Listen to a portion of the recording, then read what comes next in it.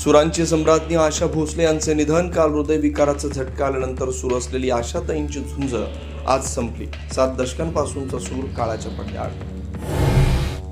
आशाताईंवर उद्या मुंबईतल्या शिवाजी पार्क स्मशानभूमीत दुपारी 4 वाजता अंत्यसंस्कार. उद्या सकाळी 11 वाजल्यापासून घेता येणार चाहत्यांना पार्थिवाचं अंत्यदर्शन.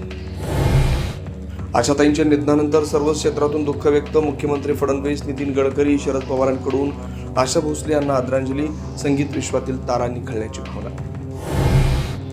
अमेरिका इराण चर्चेदरम्यान नेते हातघाईवर आल्याची माहिती. होर्मुझ खुलं करण्याच्या मुद्द्यावरून आराघची आणि विटव्हॉक यांच्यामध्ये मोठा वाद. तुर्की मीडियाकडून बातमी प्रसिद्ध. चर्चा निष्फळ होताच अमेरिका युद्धाच्या मोडवर. अनेक लढाऊ विमान आखाताकडे रवाना. इराणवर पुन्हा हल्ले सुरू करण्याची शक्यता.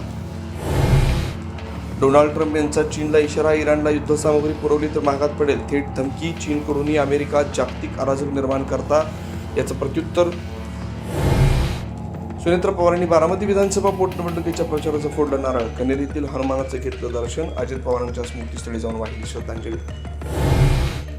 नाशिकमधील लैंगिक शोषण आणि धर्मांतर प्रकरणावर TCS कंपनीचं स्पष्टीकरण. कारवाई केली असून अंतर्गत चौकशी प्रक्रिया सुरू आहे. आरोप असलेल्या कर्मचाऱ्यांचं निलंबन केल्याची माहिती. जळगाव जिल्ह्यात उष्णतेची लाट. आज तापमानाचं पारा 41 अंशांवर. नागरिकांना काळजी घेण्याचं प्रशासनाचं आवाहन.